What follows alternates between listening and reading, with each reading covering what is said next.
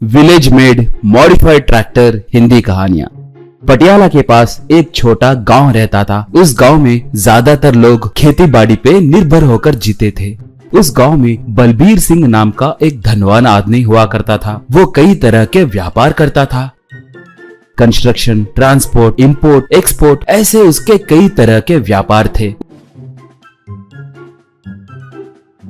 उसे अरिजीत सिंह नाम का एक बेटा था। अरिजीत सिंह शहर में ऑटोमोबाइल इंजीनियरिंग की पढ़ाई कर रहा था। वो बहुत समझदार विद्यार्थी था। बलबीर सिंह के पास बहुत सारे ट्रैक्टर रहते थे। फसल को काटने के समय किसान उसके पास उन ट्रैक्टरों को भाड़े पे लेकर जाते थे। बलबीर का दिल इतना बड़ा था कि वो थोड़े गरीब किसानों को मुफ्त में ट्रैक्टर दे देता था।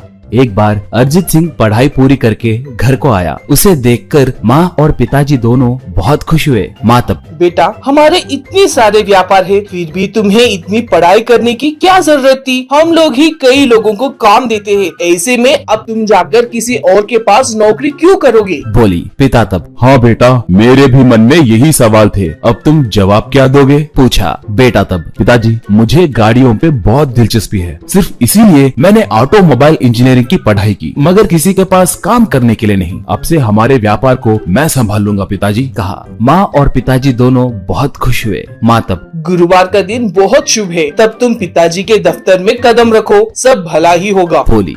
गुरुवार के दिन जब अरिजीत ऑफिस में कदम रख रहा था तो दफ्तर के कर्मचारियों ने तालियां मार के उसका स्वागत किया। उसी दिन बलबीर के 2 नाव समुद्र के तूफान में डूब गए। करोड़ों का नुकसान हुआ।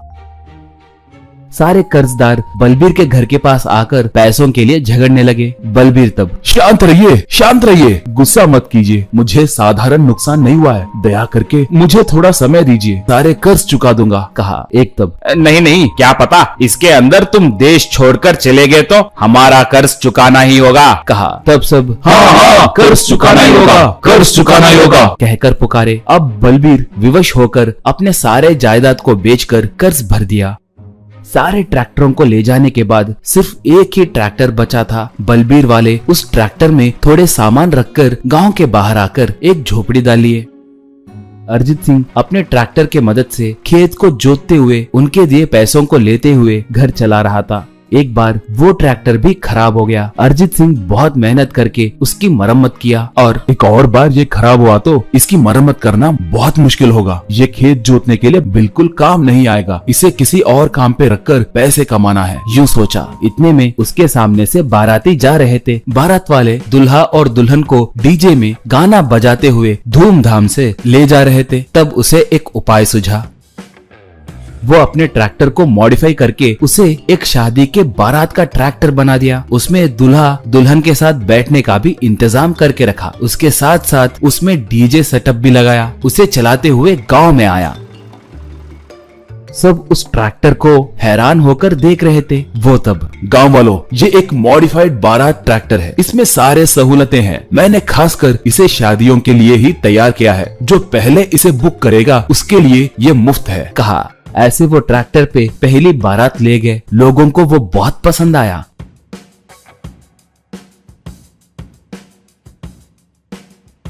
और तब से गांव में जिसकी भी शादी होती तो उस ट्रैक्टर को वो बुक करने लगते। ऐसे वो ट्रैक्टर के बुकिंग्स बहुत बढ़ने लगे। अरिजीत सिंह बहुत पैसे कमाने लगा।